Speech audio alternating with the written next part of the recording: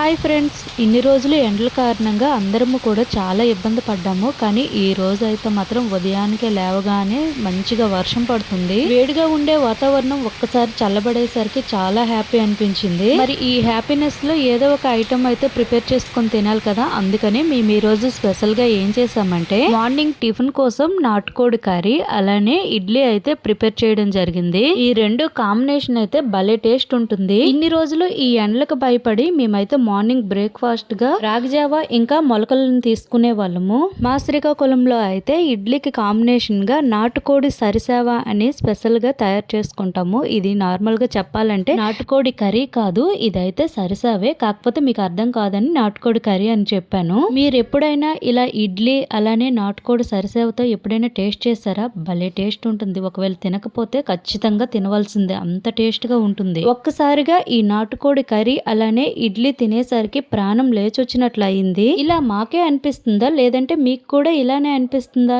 ఏదో ఒక విషయం కామెంట్ బాక్స్ లో కామెంట్ చేయండి. మీకు గనుక ఈ వీడియో నచ్చినట్లయితే లైక్ చేయండి, షేర్ చేయండి, సబ్స్క్రైబ్ చేసుకోండి.